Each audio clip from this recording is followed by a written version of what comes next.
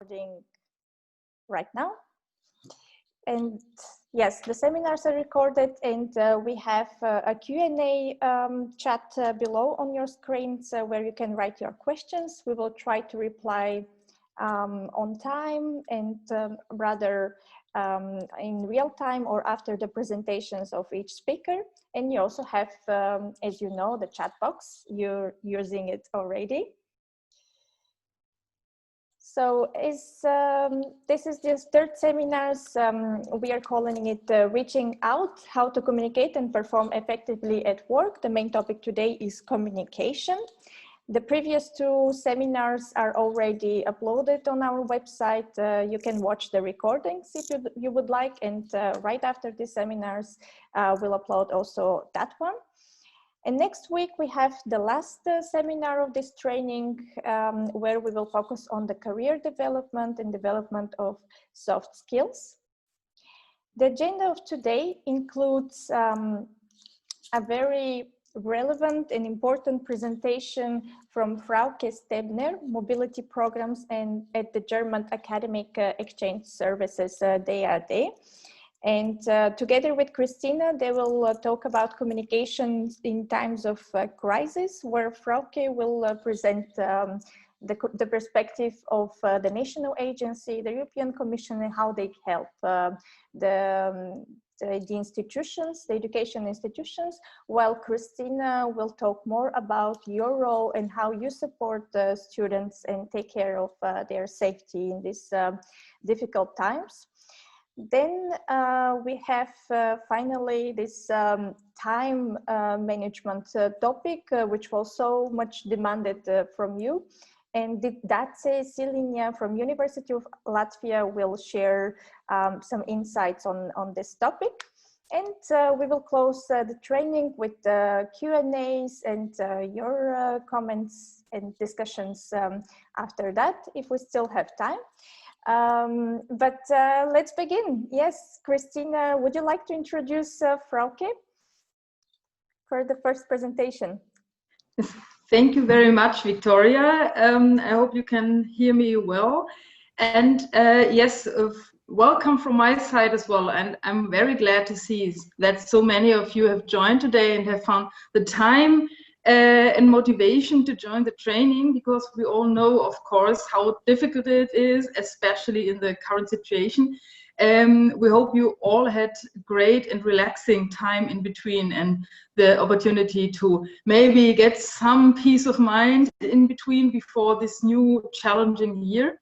And as you noticed from Victoria's introduction, we have some very relevant topics to prepare for this year 2021 in our roles. And the first presentation, as Victoria already mentioned, will be by the colleague from our German national agency, DAAD, Frauke Stebner, who is part of the team that is responsible for the KA1, the mobility programs. And without further ado, I would hand over to you, Frauke, so you can present your topic of communication in times of crisis from the perspective of the national agency. Thank you very much. Thank you, Victoria, and thank you, Christina, and good morning to everyone.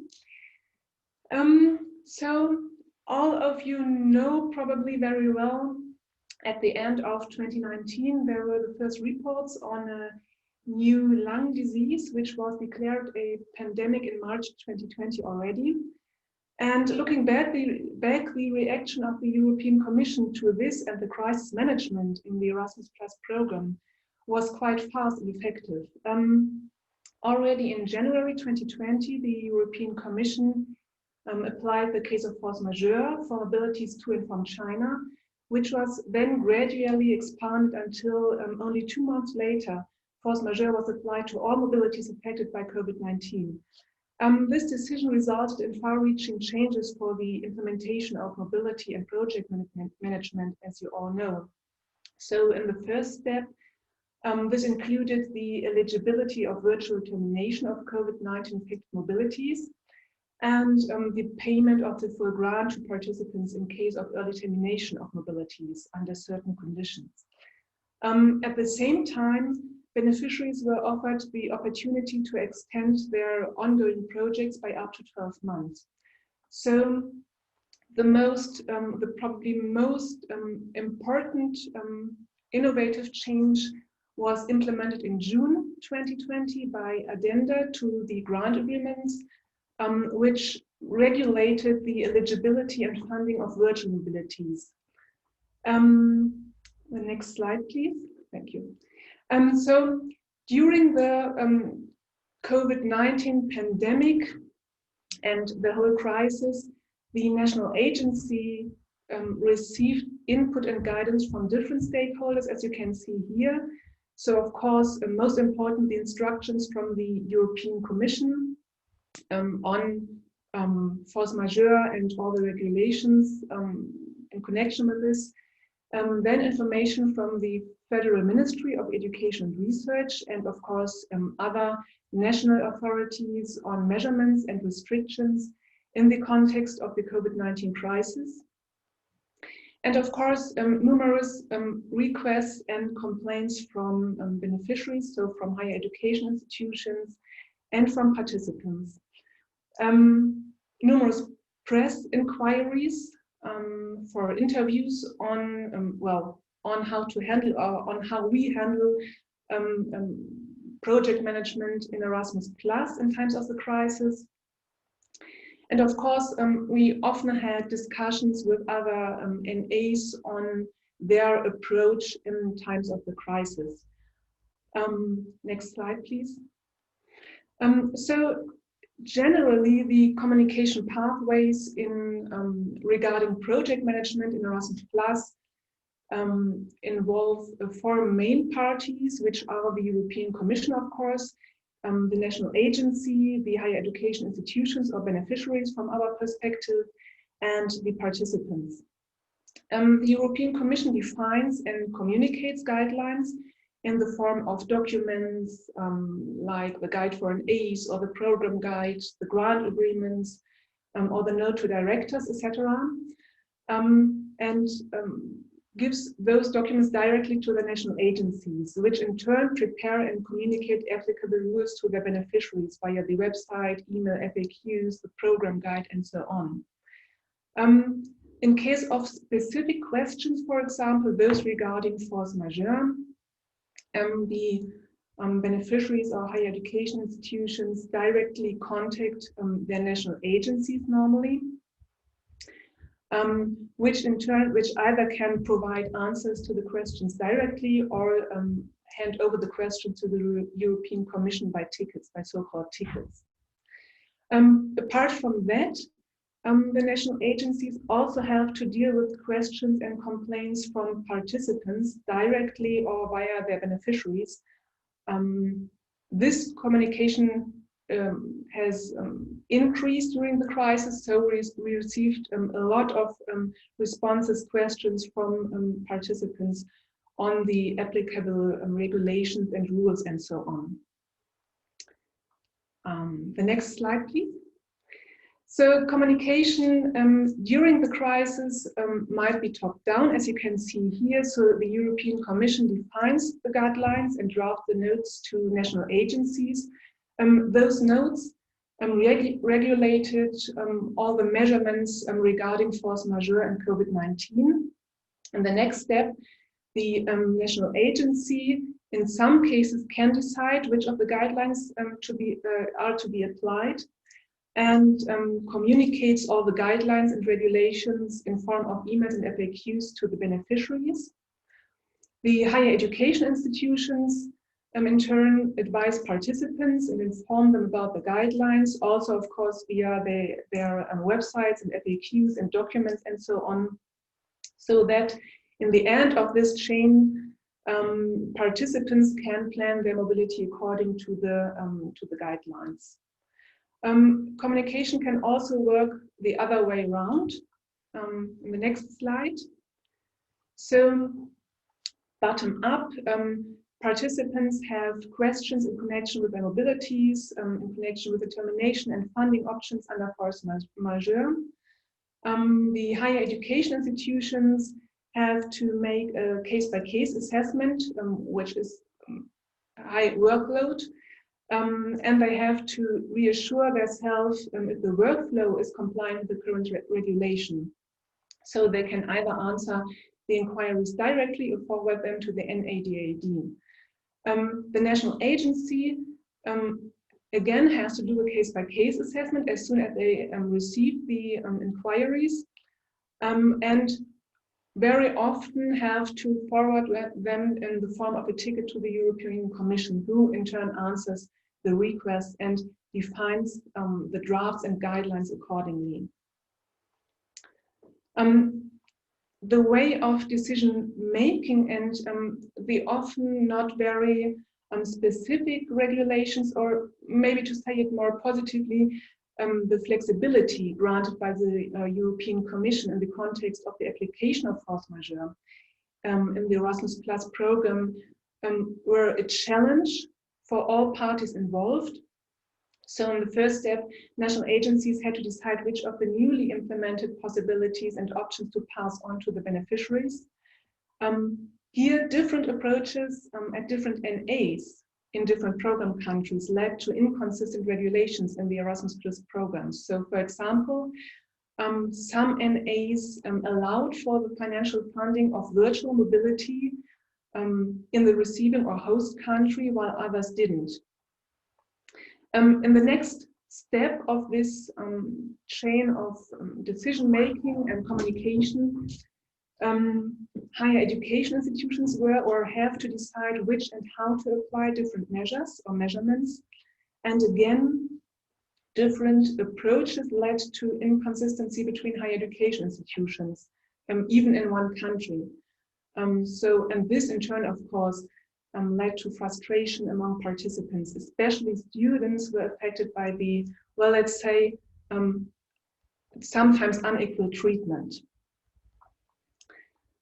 On the next slide, you can see that, or to kind of show that the flexibility introduced by the European Commission in the context of the COVID-19 crisis revealed advantages, but also disadvantages for all sides. So an advantage is for sure the support of higher education institutions and participants in times of a crisis, and the funding options which were introduced by the European Commission, of course, and the demand-oriented implementation of certain measurements at each higher education institution, depending on their approach. Furthermore, very innovative ways of mobility were implemented, as you all know, to protect participants, for example, the virtual mobilities, and to ensure safety, while on the other hand, continuing the Erasmus Plus program. So during the whole crisis, the Erasmus program has not been suspended. On the other hand, the freedom of decision-making confronts national agencies and higher education institutions in equal measure with the challenge of making a decision that affects a large group of people, of course. National agencies and higher education institutions must consider all the issues related to safety of participants, insurance, reputation of the institution, of course, and of the Erasmus Plus program, and so on, leading to different approaches and in part unequal treatment of participants. And also, well, one could say that the transparency regarding the rules under force majeure and all the measurements has suffered. So having a look at a concrete example on the next slide, you can see this is, well, let's say an example regarding the measurements implemented in the context of the COVID-19 crisis by the European Commission in order to protect participants. On the left side, you can see the European Commission, who invoked the case of force majeure and offered diverse possibilities for the funding of early terminated or cancelled mobilities. The national agency in Germany decided to pass over nearly all possible options to its highs And then in the last step, higher education institutions could decide if they, for example, pay their participants in the case of force majeure on a daily basis or by real costs using bills, or if participants could keep the whole grant under certain conditions that are, for example, the virtual termination of the mobility or running costs in the host country. Furthermore, of course, HIGHs are responsible for updating the insurance and safety instructions for participants. In the next step, the European Commission implemented the eligibility of blended or virtual mobilities. The national agency in Germany issued amendments to the grant agreements with its beneficiaries, and passed over all possible options to the HIGHs. So this also includes, for example, the eligibility and funding of virtual mobilities in the receiving country. From inquiries and complaints from HIGHs or from our beneficiaries and participants, we know that not all NAs and not all institutions in program countries decided to allow for this funding option, leading to the situation that some German HIGHs were able to send participants in the host country for virtual mobility, but they weren't able to receive participants in case they only offered virtual formats of learning. Of course, on top of that, the higher education institutions had to design and implement online learning platforms, online teaching modules, and so on to adapt well, their teaching to the circumstances. In the next step, you can see, or well, let's say for the whole crisis, you can see that the European Commission didn't announce any restriction regarding traveling in risk areas. So from the perspective of the European Commission, the physical mobilities under Erasmus Plus were eligible during the crisis, during the whole crisis under the current conditions. The national agency recommended its beneficiaries to suspend mobilities in risk areas. The decision on that, however, remained up to the higher education institutions and resulted in 3 different approaches of handling this issue. Some higher education institutions stopped exchange completely. Some didn't fund didn't fund Erasmus or forbid Erasmus traveling to risk areas, and some higher education institutions hadn't any travel restrictions at all. So again, here you can see a very good example. The different approaches led to unequal treatment of participants at national level and to numerous complaints from participants. Having said or explained this, we would be interested in knowing how you handled physical mobility in times of the Corona crisis. So did your university or higher education institution stop exchange? Did you have no travel restrictions, or did you just stop exchange in risk areas?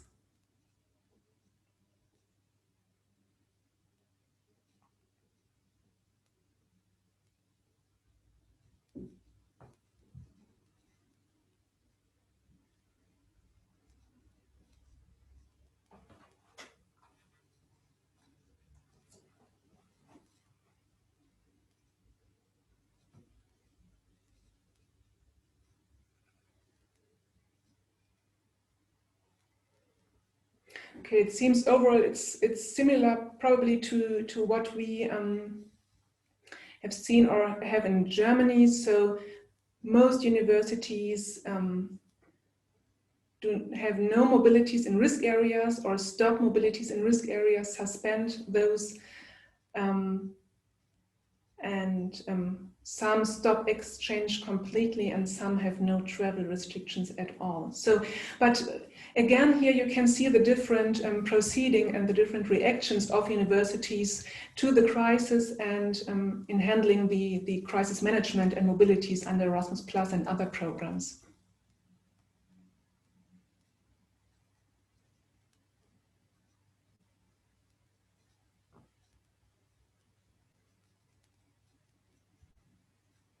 Okay, for those who have other options, you have now the chance to, well, let us know what options you applied or which approach you had at your university.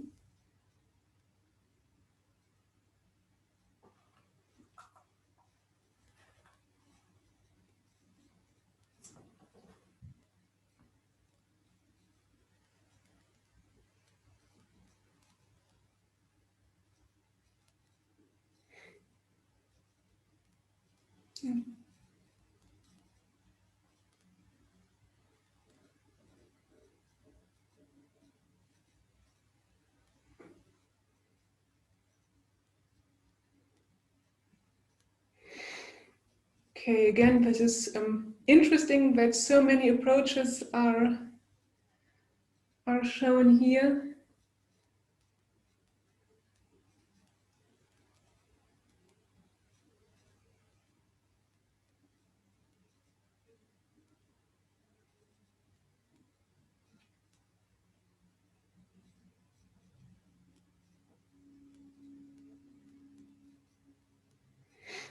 Okay, interesting, thank you. And so the next question would be, do you use different approaches for incoming and outgoing mobilities?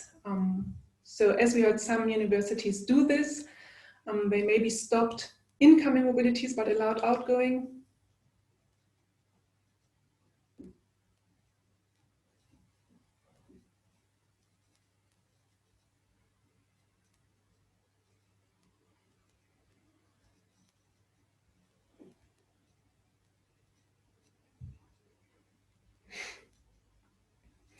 Okay, I think what we can all learn or see from this is that the approaches are different, and for us it would be very interesting to know how you rate the communication management during the crisis. So is the information regarding force majeure and all the applicable rules and so on passed on to you in a clear way? And are the measurements and the flexibility implemented useful?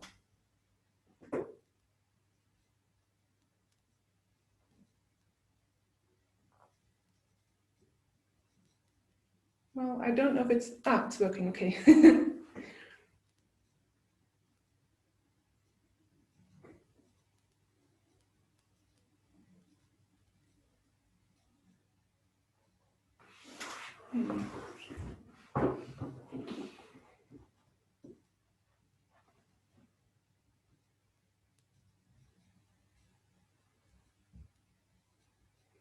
Okay, so as I can see from the reactions, it's most or many of you think it's not very clear and too complicated. So we have a lot of responses to this. Okay. There are still comments coming, okay. So to say from the perspective of a national agency, we also think that the rules and regulations are complicated and it's hard to understand all the measurements and how to apply each measurement. But actually the crisis had also some positive effects, and besides, well, the obvious effects like the rapid progress in digitalization and the development of alternative communication channels, there was further output of the risk management at the national agency level, which is that, for example, 3/4 of all planned mobilities took place in the last year until June of last year, either physical or virtual. We rapidly implemented FAQs for higher education institutions and beneficiaries. And these were or have to be, of course, continuously adjusted. 930 addenda to the grant agreements were issued to allow for the virtual mobilities. 9 seminars took place dealing with force majeure, although I have to say that actually each of our seminars in the last year was somehow influenced by force majeure and COVID-19 and discussions about this. Nearly 600 project extensions have been issued, and we have received more than 130 press inquiries from German newspapers. And of course, numerous responses to inquiries, numerous official inquiries to the European Commission and so on. So this is maybe some of the positive effects or some of the workload and positive effects the crisis had. And finally, we would like to know which fundamental changes do you expect, for example, in communication, in the structure at your higher education institution, or do you expect long-term changes as a result of the crisis?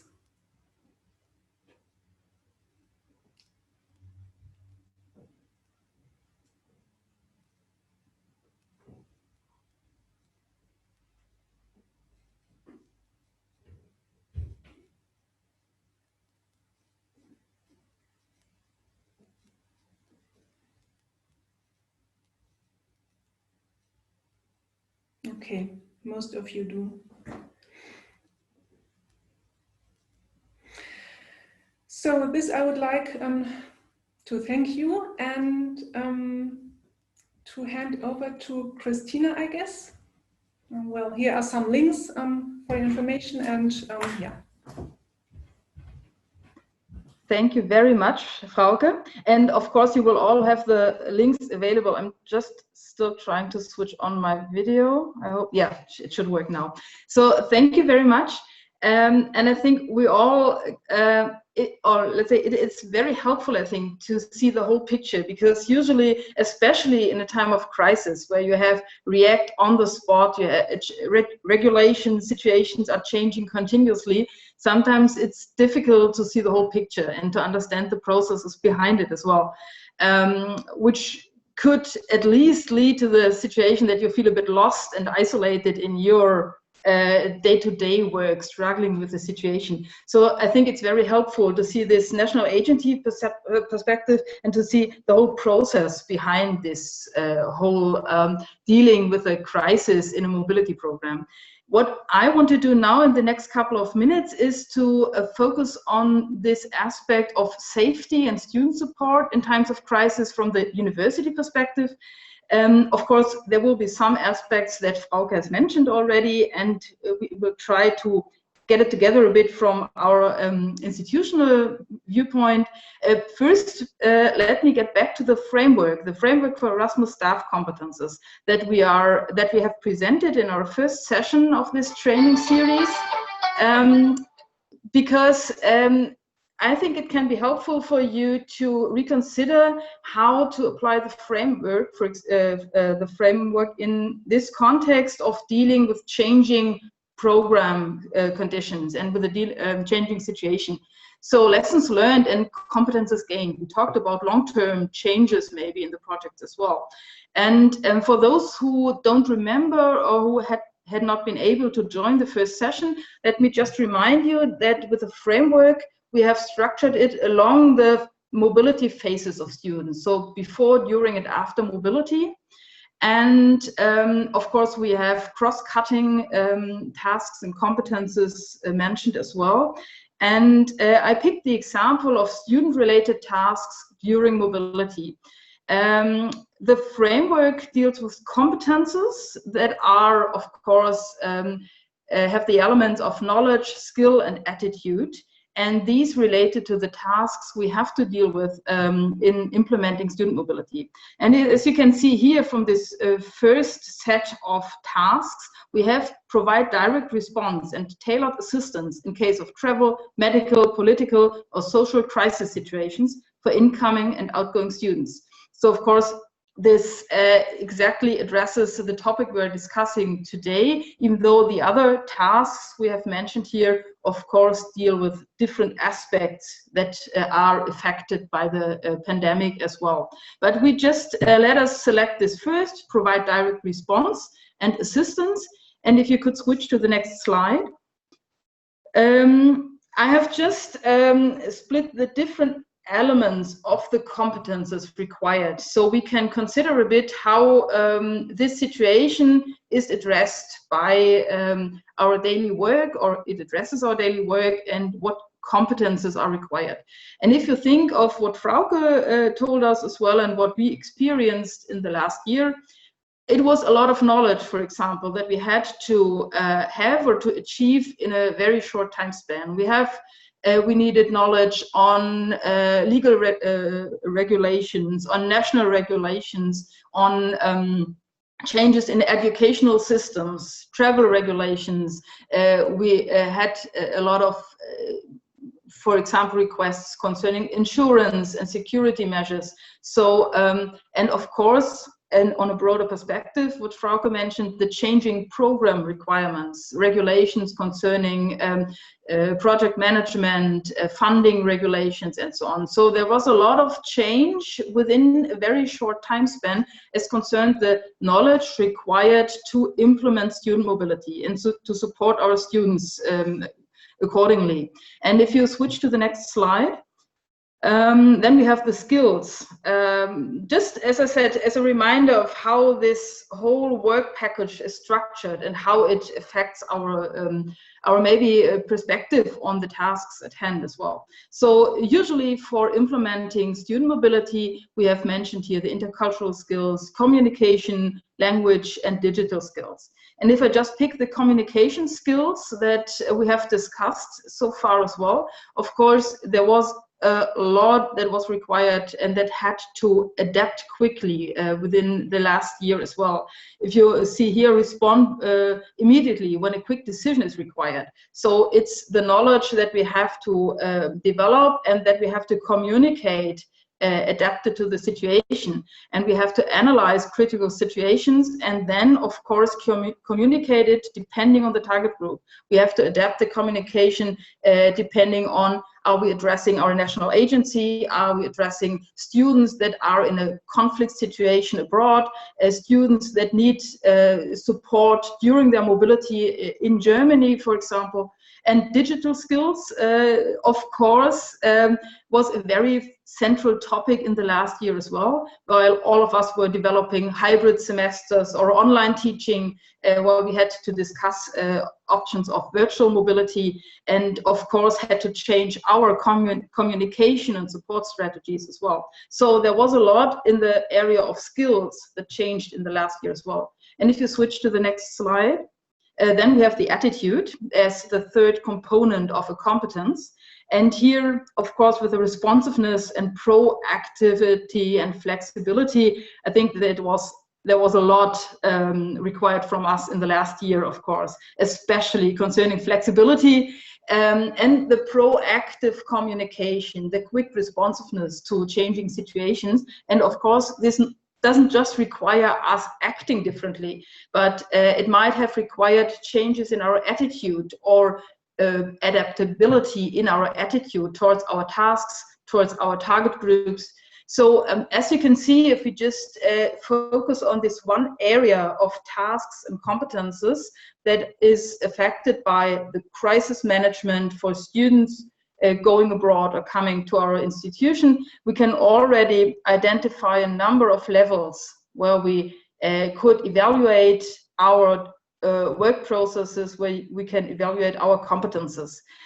Just as a reminder, if you go back to our framework and maybe choosing one of these topics we're discussing today, maybe analyze your process that you went through in the last year.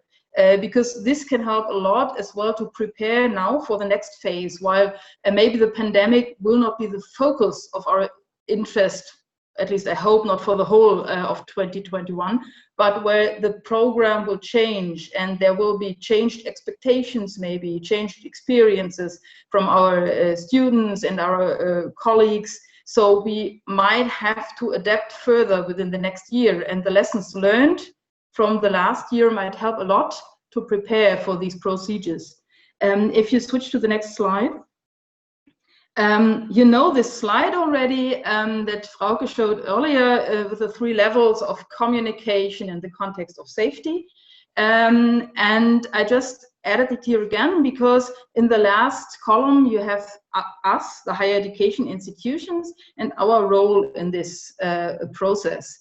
And I have tried in the next 3 slides to focus on the next step, the communication between us as higher education institutions and our participants, and what this means for us. Thank you. And for the first aspect, for example, the decision which measures to apply and how to implement the changing measures and to communicate them.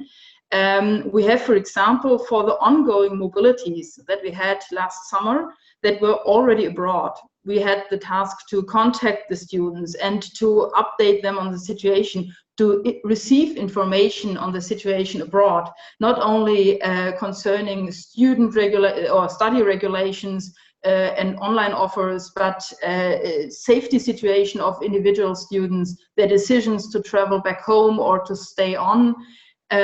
We had to implement the force majeure regulations that were handed down to us from the national agencies. We had to decide on how to proceed. This asked from us, as Frauke mentioned as well, individual evaluation of cases. There was a lot of individual treatment, and at the same time, of course, I think every one of us wanted to ensure equal treatment and safety and transparency. And this was, of course, a struggle as well for those that were already mobile at the moment and for those preparing for their mobility and having to make the decisions of how to proceed. And then for us, the responsibility of our institution and for us personally, what our responsibility is in this context, how far we can go in taking on responsibility for our students, for example, for their decisions, and then to ensure appropriate measures, especially in the context of safety and security, if it relates to legal decisions, if it relates to safety and insurance regulations. There's a lot of specific knowledge required, and it is sometimes difficult, I think, for us to make decisions for others, and we often cannot make decisions for others, and especially not based on the limited knowledge and understanding of the context. So we have to reevaluate our position in this process. And as we mentioned as well, this required immediate responses and decisions. We could not just consider, develop procedures, reevaluate our processes. We had to act on the spot. Next slide, please. The implementing of virtual mobilities. We have 3 layers of major communication strings. So to students, of course, we had to communicate and evaluate the new forms of mobility. We had to ensure the quality and the access to online learning, for example. We had to communicate what kind of documentation was required to receive a grant. We had to communicate and to implement the grant calculation and documentation for these cases of blended learning, of online learning, virtual mobility and physical mobility. So there was a complex communication strategy required to students. I think a very relevant communication was as well to faculties, because we at international office level had to receive information on the development of online learning at our institutions, on the hybrid semesters that were decided on. We had to inform on online curricula for incoming students, for example. We had to receive and transfer information from our partner institutions, so the faculties could, for example, decide on recognition of online studies. This was all, for most of our faculties at least, it was a new territory. So it was a lot of on-spot adapting to the situation as well. And of course, the partner institutions as our communication partners as well. We had to receive and we had to hand on information on the changing course offers and mobility options. And we had to organize support structures in a digital format. So for this virtual mobility, it was not just deciding on the funding, it's a lot of procedures in the background on all sides. Next slide, please. And of course, then what we mentioned, the regulations regarding the mobilities in risk areas. Again, of course, the decision that we discussed early on, continuing or canceling mobilities, depending, of course, not only on our personal responsibility and interpretation of the situation, but depending on the decisions of leadership, partner institutions, depending on central, maybe national strategies. So a lot, again, of networking in between the different steps of the process. Then identifying and communicating relevant information. This is a continuous task with continuously changing information. And I think we all remember that it was often quite complex to be up to date of, for example, what partner universities would offer online learning, which had cancelled their mobility, which universities maybe offered exchange, but didn't offer any accommodation for quarantine or for students at all, and so on. So a lot of information that was difficult to access and to streamline. And then, of course, again, this understanding of the own role and the risk management, not only for the students, but for the institution and for your own work area as well. And then, and then communicating this as well, communicating the decisions made by your institution, for example, and explaining the role and the risk management that is behind the strategy. Next slide, please. So a lot of what we are talking about in this session was on the reaction to changing requirements and to external factors. So this on-the-spot immediate response and decision.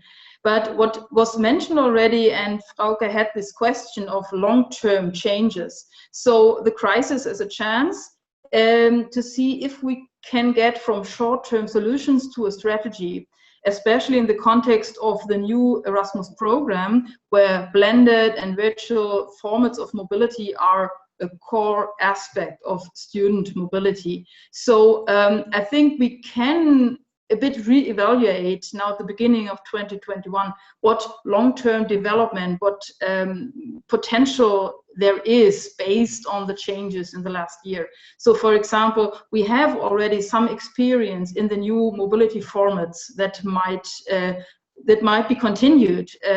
We have new support structures established. For example, digital, online office hours, online digital culture programs, and so on. We have communication with faculty, students, and partner institutions, intensified maybe even by this situation. And of course, we have established knowledge, skills, and attitude on many levels, as we have seen earlier on. So if we re-evaluate this and maybe start to get all this in a structured approach for the long-term planning of student mobility, we can actually ensure that the changes we have been through in the last year can be implemented to ensure this quality student mobility that we are striving for. Next slide, please. And I think my last slide, actually, so don't think that I will bother you much longer, but here I try to summarize the elements that I mentioned already. So if we look on the levels of project management, mobility management, and the internal change management of your institution, we have a number of elements that have changed or that have the potential to change our programs that are related to this issue of crisis management and safety in student mobility. So we have already changes in procedures and in the documentation. We have, as Frauke mentioned, changes in the project management, for example, the project duration and the budget planning. So we have for now established the structures for the pandemic, for the exception. And if we plan for blended mobilities in the future, we might have already some ideas how the budget planning in our internal procedures might relate to this. We have updated information packages to prepare mobilities, individualized case-by-case solutions. We have updated security measures and safety instructions. And we all know that this pandemic is, of course, an exceptional situation, but it is not the only conflict and crisis situation that our students might face. So it will remain one of our tasks to deal with this. And of course, we have, as mentioned, new communication strategies and changed support structures. And if we look just quickly on this change management at your institution, we mentioned already the improved IT skills and the digital infrastructure that has, I think, changed and developed so quickly in the last year. And we have the new mobility formats and semester structures that have adapted to the requirements. And one aspect that I think is relevant for Erasmus as well is the one down in the middle, the visibility. For example, via press releases, via interviews that have been done in the context of the pandemic. Because visibility of Erasmus and visibility of international mobility is, I think, one of the topics that we are dealing with a lot in the international offices, especially. So this can be a chance as well to maybe reach out in communication on the program. And I think, Victoria, this was my last slide. Could you? Perfect. So thank you very much. I didn't add any further questions because I think Frauke already covered the issues that I try to summarize from the perspective of the university. And now we would actually go on to the next presentation, the effective time planning that Victoria announced in the beginning. That's Silinia from the University of Latvia will do the presentation. She is a member of the career service at the University of Latvia. So she's an expert on this topic.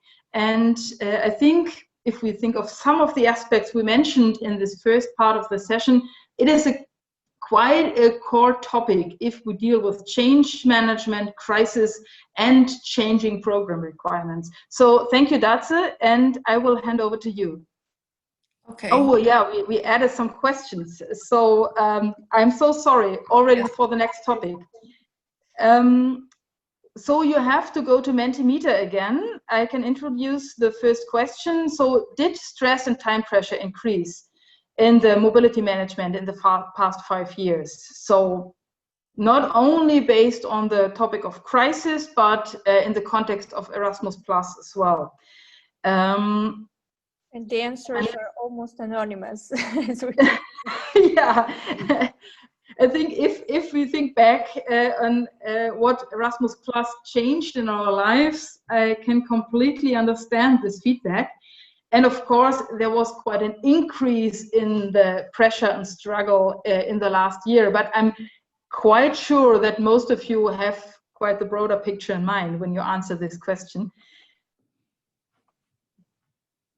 Yeah, I feel completely on your side here. And if possible, maybe you could add some reasons. So what do you think were the core issues that increased pressure in the implementation of student mobility in the last years? So there could be different aspects that affected your work mostly. And I would give you a moment to answer.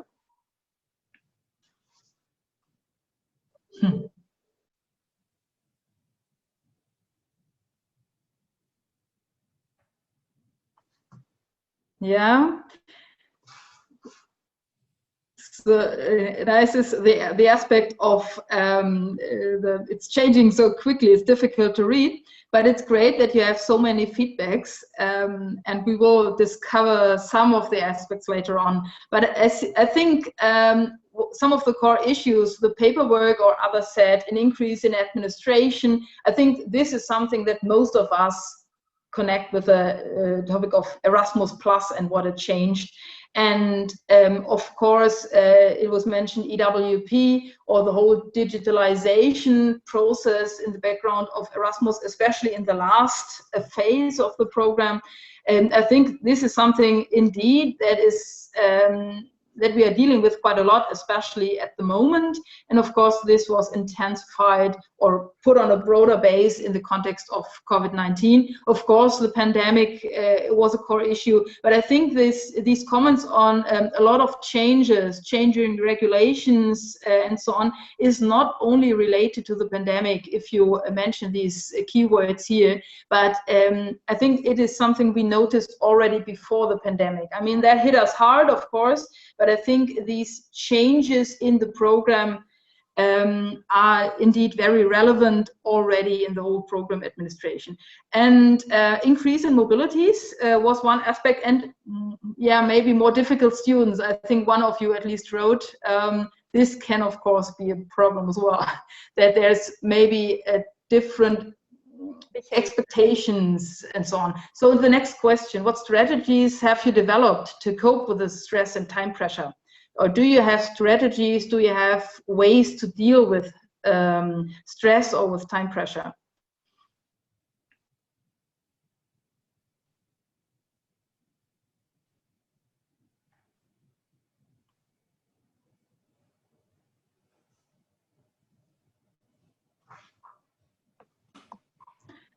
Yeah, okay, the one comment that I just noticed, work overtime. I think quite a lot of us do that, even though that should not be the solution. Sport is cool. And indeed, of course, organization, digitalization, adaptation to the processes maybe, and maybe even selective implementation sometimes of aspects and more sport. Yeah, I think it's an interesting mixture of comments, and I think what we all notice is we have to be very flexible and adaptive, and we have to maybe believe in what we are doing, in the relevance to do all the overtime and extra work.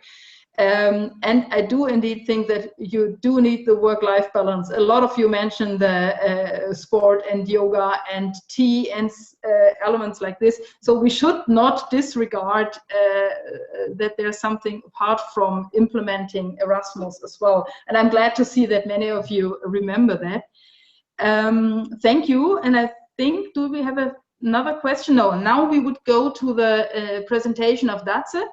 And maybe she can already answer some of your questions and comments with her approach to time management.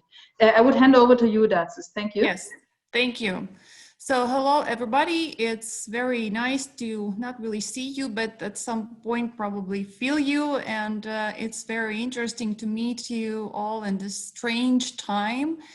And today my topic is effective time planning, and I was presented as kind of expert in this area. It's I would be probably the expert means that I'm interested in this topic. I find it important to plan time effectively. It's I find it very important in life, and for that reason, probably I might be focused on some aspects how to do that actually.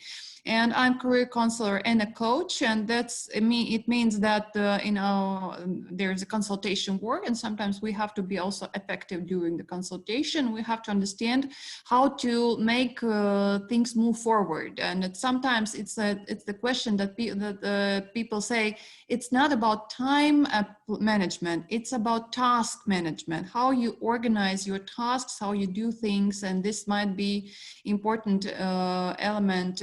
Probably there are some things you should pay attention to.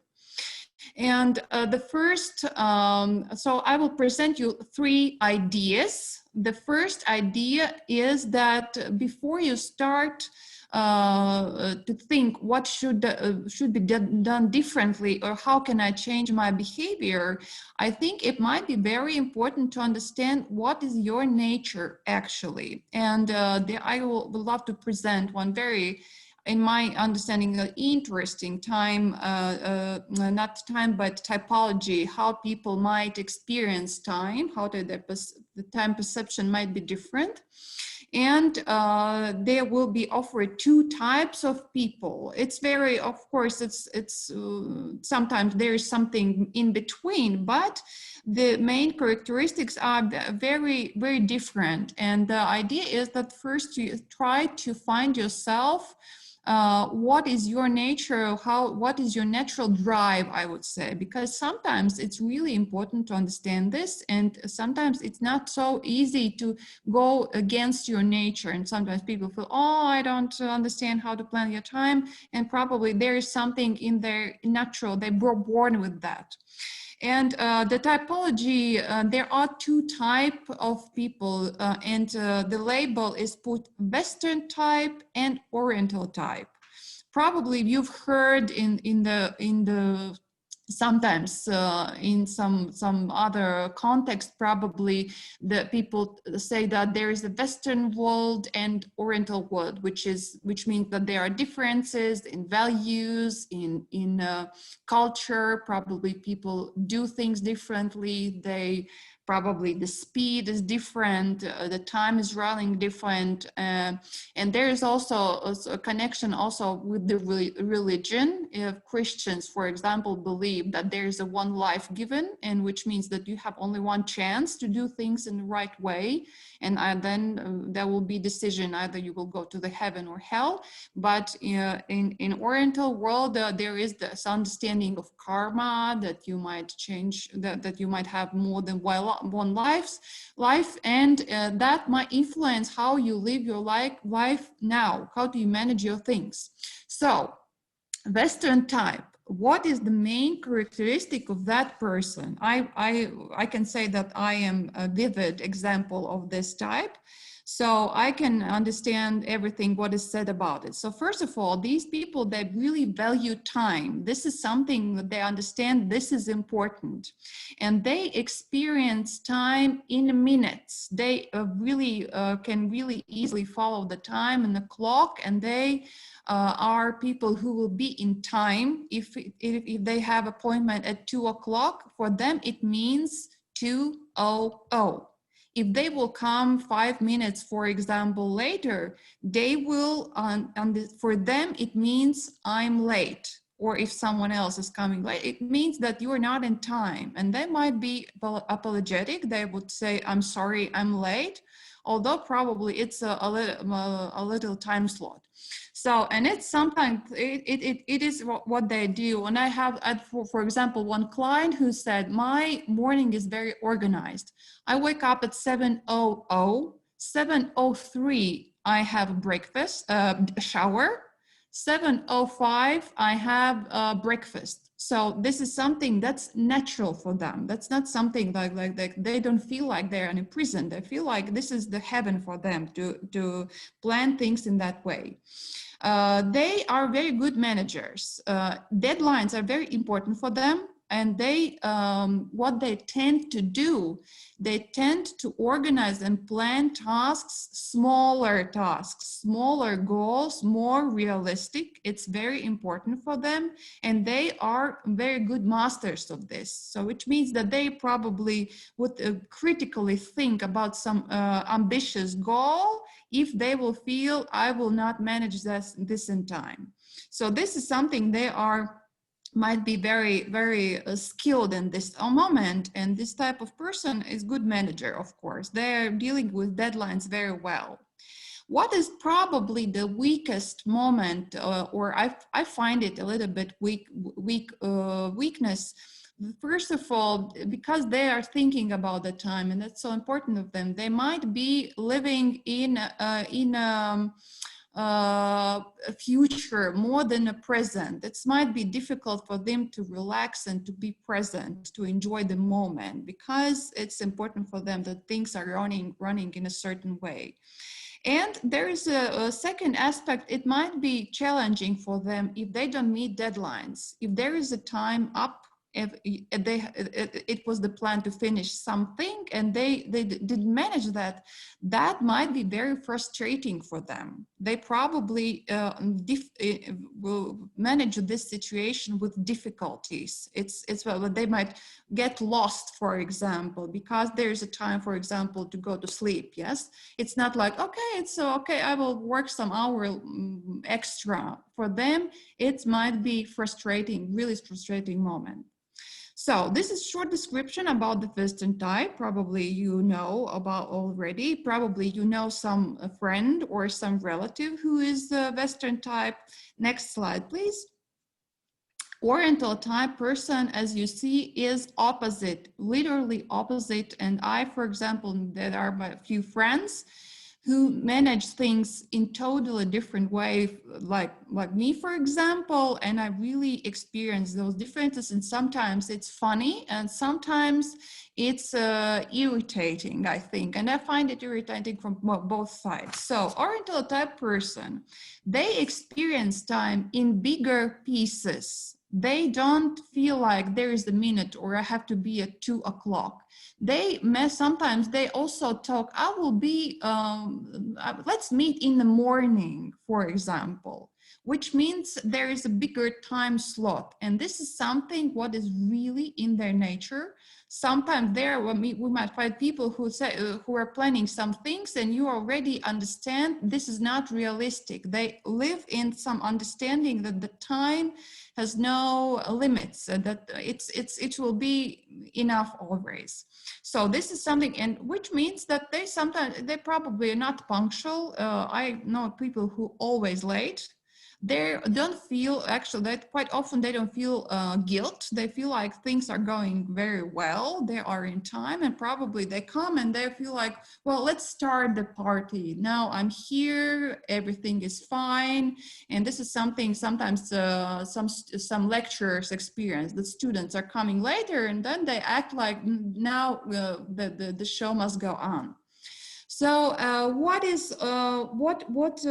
else is how they plan things? They probably might be more ambitious about time planning, about task planning, and they might put some ideas in their planning that might be not very realistic, but they don't care. They don't really care if it will not be managed in the end. That's fine too. They feel more relaxed, I would say.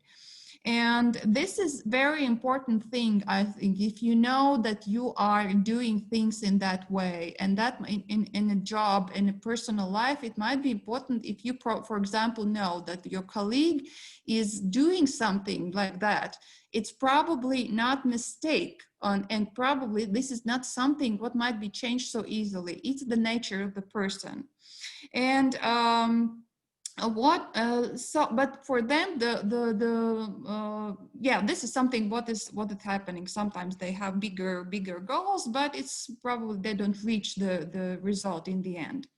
What is probably nice thing, I as a Western type person envy that they really are more present. They can enjoy the moment because they are not focused on the time, because they go by flow. Sometimes people say they go by flow. And probably one thing also what might be for them, it's not a problem. When time is up, they probably are ready to, okay, I can work some extra hour more. It's not big problem. As I said before, the Western type, for him, this is frustrating. For Oriental type, it's like, okay, there is the night in front of me. I can manage things, and probably this is something not frustrating for them. So this is very short introduction, and I personally, as I said, this is something what is in their nature, and this is not so easy to be changed. And sometimes people probably think, well, I'm Oriental type, let's transform me in Western time, and probably it's not so easy. But the main idea, I think, is to understand your strongest moment, probably really manage your things with the understanding that you are what you are. And this might probably help you in the feeling that your life is not so stressful, that you're more accepting towards your ideas, and you might understand why you're doing things in a way and plan this already. For example, sometimes if people who are Oriental type do not make an appointment at 2 o'clock, arrange the appointment and say, okay, let's meet in 30 minutes, I will come. Let's inform it already, for example, so that people might be prepared and it's like managed in a better way. Sometimes there are some people who say, yes, I am Oriental time, but you know, I have some responsibilities at work. I have to be at 9 o'clock. It's not easy for me to, but I can manage. So there is something in between, yes. And if there is a possibility, I go by flow, and if I don't feel pressure, I feel like I plan things in a more relaxed way. So I would like that the next question would be for you. What do you think about yourselves? Do you find yourself in some of those types, or probably both of them or none of them? Let's see who is in the audience.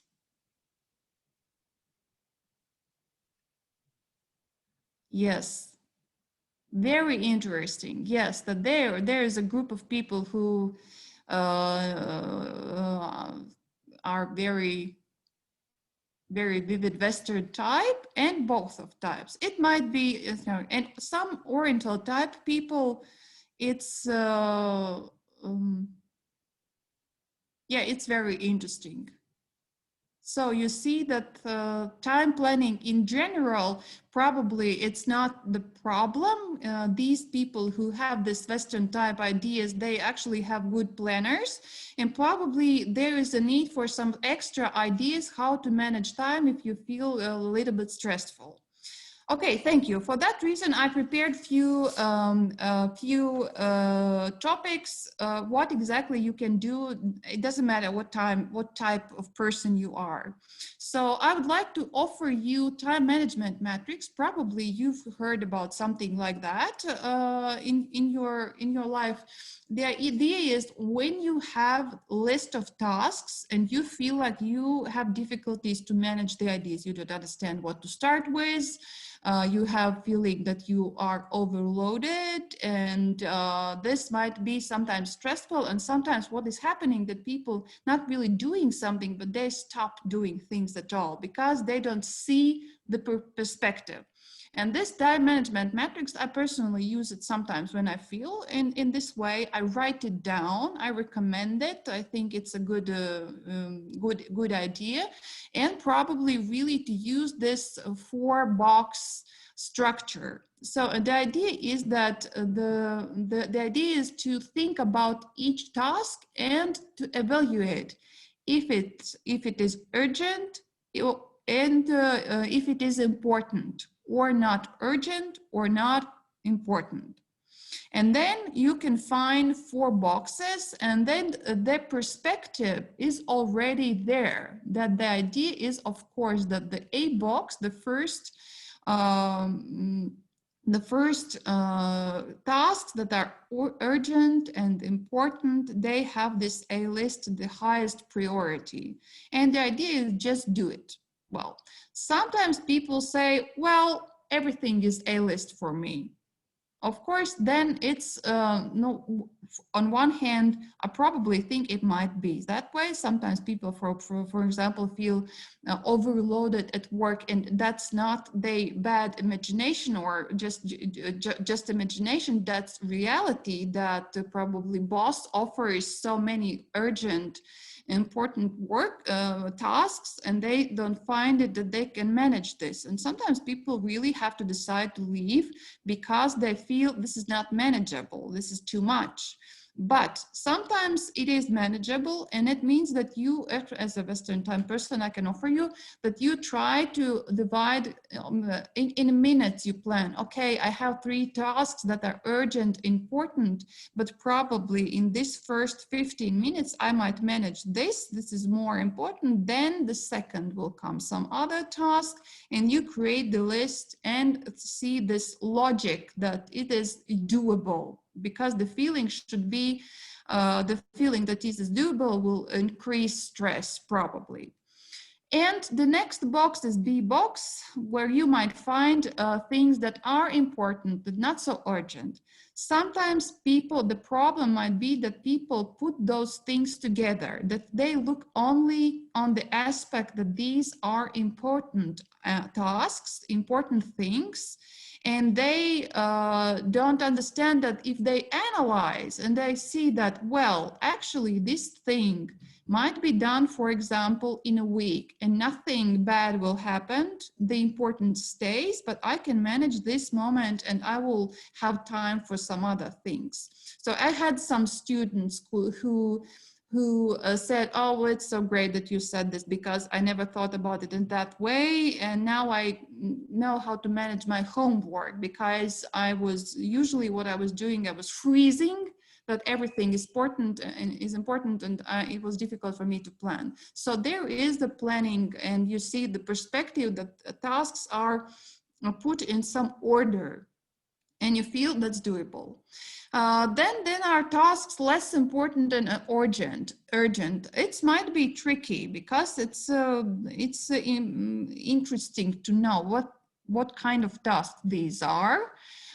If you have to, for example, at work to do, and somebody is coming and telling you to do something immediately, you have to change, you have to leave your tasks behind and to do something that is actually less important, then sometimes it might be really should be analyzed, or probably you should communicate with people who are asking you to do this, why actually you are doing this, that kind of task. This is tricky moment that because if you have no time and you understand I have to do some things that are not important. And then there is a D box where you might find things that are not urgent and less important or not important at all. Well, it's interesting box. And there was one seminar when one lady had this aha moment when she analyzed all her tasks, and every single task was put in a D box. And she said, now I understand why am I not doing anything about it? Because if I analyze, nothing is important, nothing is important, nothing urgent, and I don't like those tasks at all. So of course, sometimes it might be the understanding that it might be that these things are in general not very important, and probably they might be done in some time, or done in a year, or you might stop doing them at all. But sometimes these might be really things. For example, for me, it's for example, there is a task at home, the cleaning a window, which is not very urgent, it's less important, but it would be nice if the window would be clean, but now it's very cold outside, and I think I don't have to put in my A or B list. But this is something that sometimes you will feel, okay, if there will be some more time, I will do those things. But there is also this moment that one person gave the characteristic to those tasks with the label, nothing will happen if you will not do this. So if you have those tasks in your mind and you don't understand what to do, that would be good to know that there is some, not really trash, but something you might put aside. So this is very short introduction, and I think this is it. You just sit down and put your thoughts, and probably put this paper on the wall. And nice thing is to stretch out. If something is done, you see that things are moving forward. At least this is something what is, I find it useful. I like this visual moment. I think it might be important that you analyze not only in your mind, but really put it on the paper. And you might put also the time. Sometimes probably you have an hour, and now I will decide what is the task list in an hour, or probably you are planning for the week. It doesn't matter. You might use this matrix also for your next 30 minutes, which is more important, which is less important. Okay, I find it nice, interesting, it's working for me, and when I offer this in seminars, I see that there are some people who feel like this is very useful, and I find it as a nice instrument. Okay, next please. Next, so the third and the final idea from my side in time planning is actually connected with the goal setting. It probably, some people might feel what it has to do with the goal setting, but as a coach, I am learned to understand how to help people define goals in the way so that they would feel motivated to do that, because sometimes people do not do things and feel stressful about it because the goals they're setting are not motivational for them. And for that reason, I would like to present goal setting formula. I think probably some people might know it already because it's not a secret. SMART model. But not every person is using it in their every life. I find it very useful. This is my job as a coach, to be sure that the person in the end of the conversation, of the consultation, will leave with a goal list, or 1, 2, 3 goals that will be set according to this formula. Because if the goal is not set in a appropriate way, not always, I think, but sometimes it might be reason the person is not doing things and is stressful, and say, well, I have no time, although the time is quite, there is enough time. So what means a stress model? I will just define those things. Each letter means some characteristic, and if you set the goals, you have to think about it, if it is present there or not. So the goal should be specific. It's the first thing, very important. For example, if the person says, I want to be happy, as an example, it's very unspecific way. As a consultant, for example, I would have a list of questions so that we would understand what kind of goal would it be? What does it mean to be happy? How you will know that you want to be happy? It's also in not only if we talk about now personal life, but in time management. For example, now I have really stressful moment. I would say I have to prepare some program for career counselors. I've never done this. I feel actually that it's there is a lot of work, and I'm using this strategy for every day so that the goal would be set specific. What exactly should be read? So 1 chapter in this book, from this page to this page. Specific, measurable. The next very important. Sometimes people do not understand how they will measure, how will know that there is a goal, that the thing is done. And this might, and it's a question also the person can do if he or she is doing this individually. So if you can do it only with yourself, or probably as a consultant, of course, I ask for the question, how will you know that the task will be done, that you will reach the goal? And sometimes it's an important question, and people sit and they think, well, good question, I actually don't know. But this idea of that they can measure, that gives very strong feeling that you move forward. And there is this feeling, I'm doing things, instead of not doing, things are moving, everything is fine. And it increases stress level, sometimes in very high level. Then there is a aspect attainable. It's actually the characteristic that should be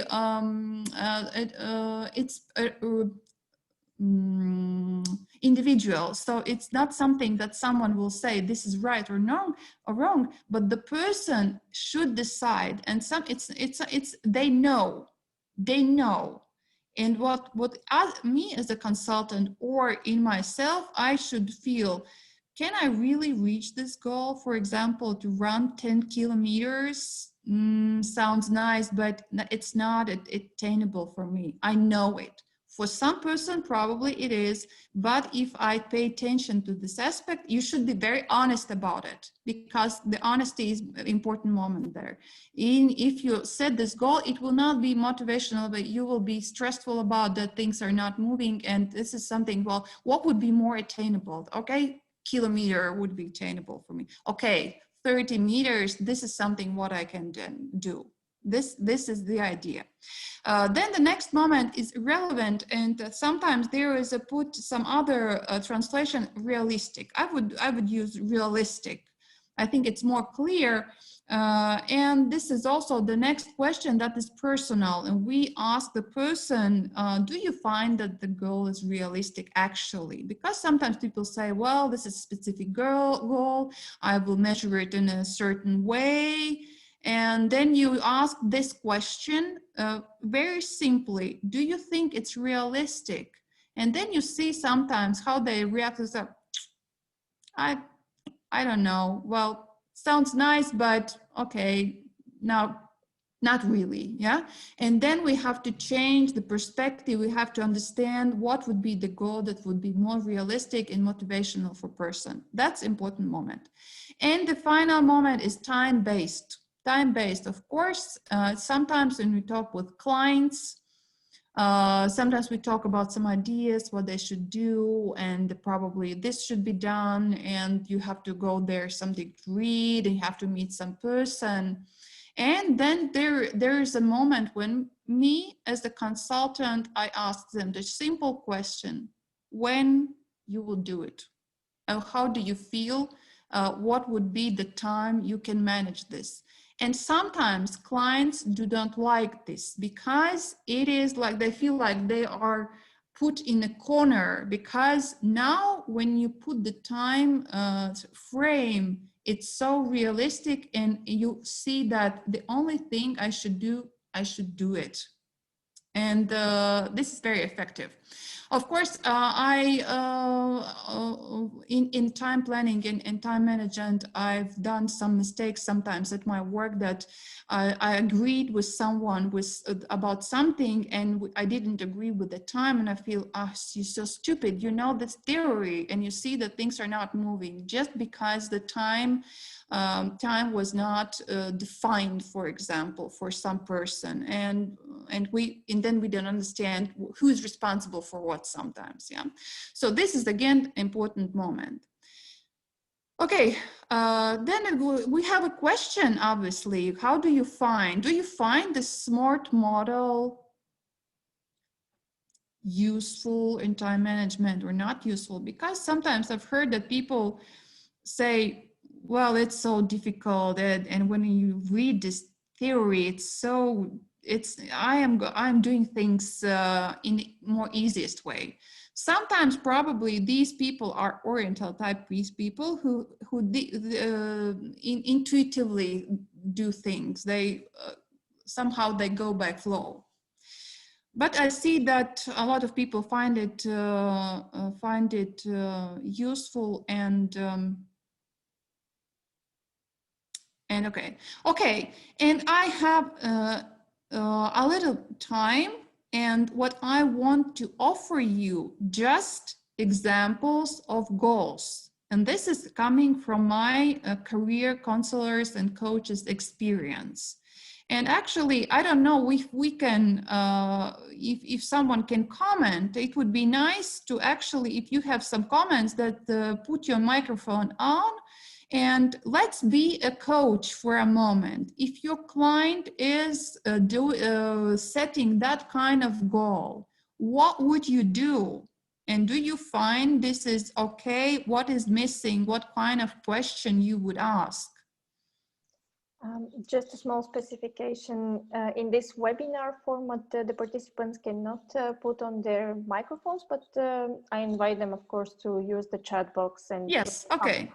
Okay, then yes, which kind of sports will you be doing? Very simple, but it might be really, sometimes people circle around with the idea, oh, it would be nice to have more movement, etc., etc. When you start to specify, then it gets more realistic. And of course, this is that day, what time? Yes, I totally agree. That would be my question. And then, and sometimes what trust me, is this is something what people don't know.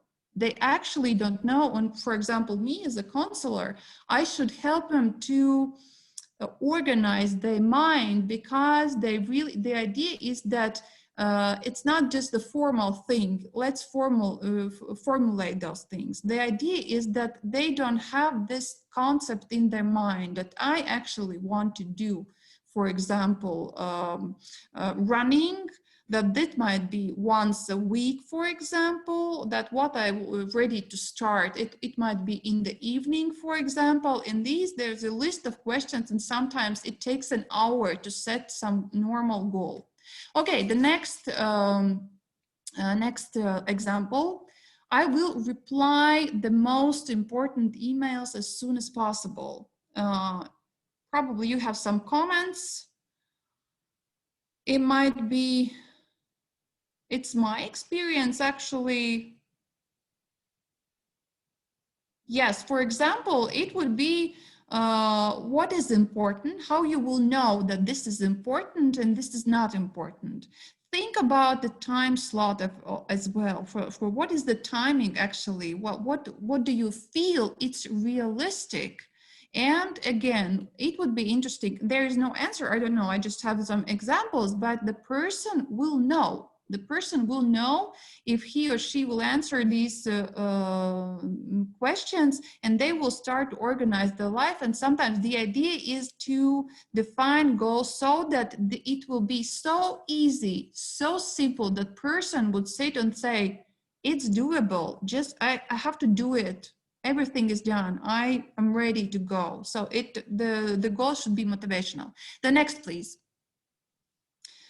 I will renew my wardrobe by the end of April. That was my struggle. One day I had really struggled that I have nothing to wear, and in a stupid way, I felt really stressful about it, because I had this feeling that, oh my God, I have to change all my wardrobe. And then I thought, let's think about from the goal setting. What exactly is missing? What do you think is missing? How you will know that it is renewed? And in the end, it was like a few pieces. It was clear for me that I just need some few pieces and I will be happy. Okay, next, please. Please take control over the project, take care that everything is okay. And probably, I think this coaching perspective and understanding of goal settings probably might be important. This is bosses are trained, or managers are trained to do so, to understand if the colleagues are really managing things well. If the person, if you give the task, it is clear for him or her what actually should be done, what should be controlled, what should be, it might be put in more specific way, or at least there should be some conversation what the person is about to do, and is it something what is doable and in clear. Next, please. I will improve my English language skills. Probably you might help with the comments, because this is my problem. This is not moving forward. I'm trying with the goal setting, but I don't know what question should be answered. I don't know how to evaluate it. I don't know how I will know that my English skill is improved, but still it might be the question that might be analyzed by this SMART model. For setting the goal, the reason for setting the goal. Why? To which level? Yes, I agree with you. Yes, I would work with this, and it would be should be defined. Next, please. We have only 2 left. So at the end of each working day, so just read it down. What do you think about it? Please send your comments.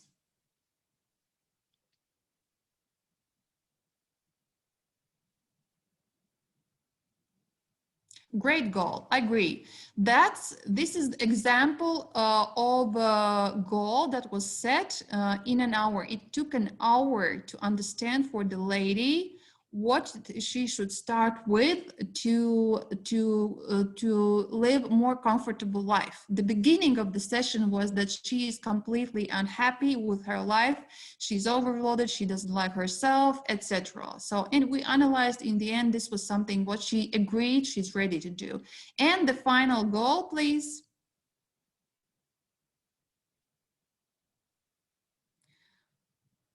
This is more for students. This is again the idea that is very concentrated, and it looks like it's more clear. So this is it from me. I think that there is a place for some comments or probably some questions. Do you find it useful, or what exactly you find it you can use in your everyday life? Probably that would be the question.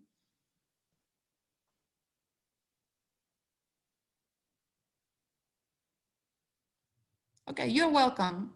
You're welcome. And thank you very much for your presentation, Dace. Yes.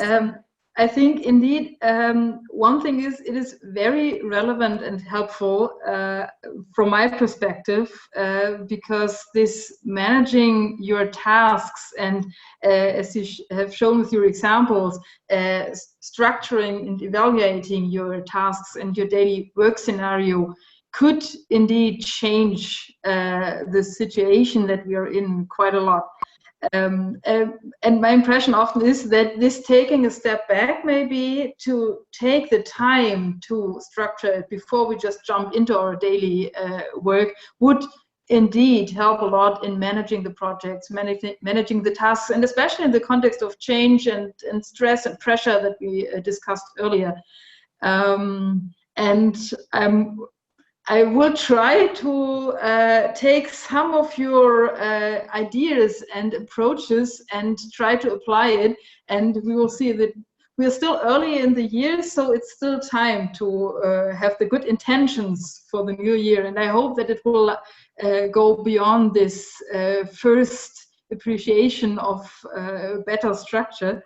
And please, everyone, feel free to comment, and we hope very much that you take quite a lot of this into your daily work context, because of course in the training sessions we can only give a short input and hand on some ideas that you could apply in your work context.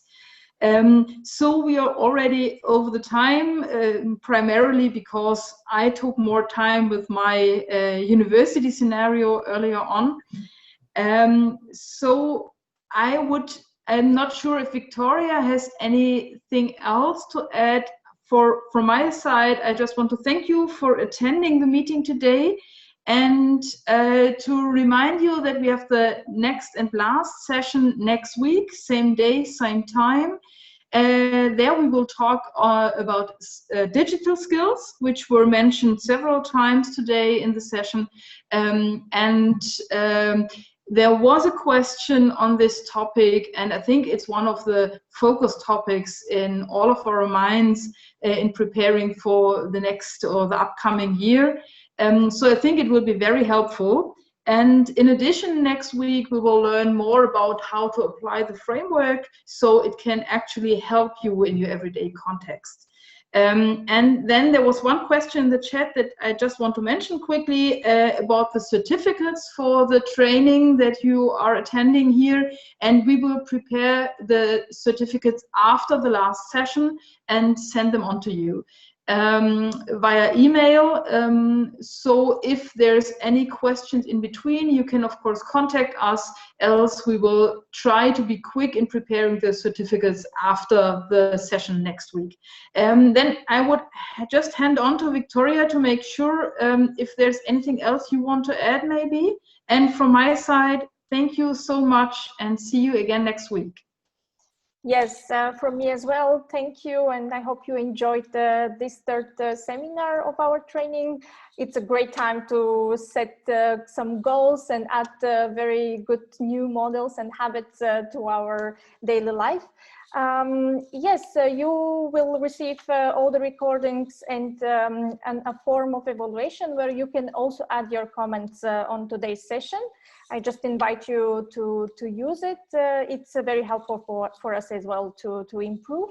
And that's all. We won't take too long, and it's time to cancel this seminar today. But thank you very much for participating, and hope to see you again next week. Yeah, and of course, thanks again to Frauke and Datze for the presentations. I forgot in my final comments, thank you for your input in this session today, which was very much appreciated. You're welcome. So, see you next week. Thank you. See you. Bye. Bye.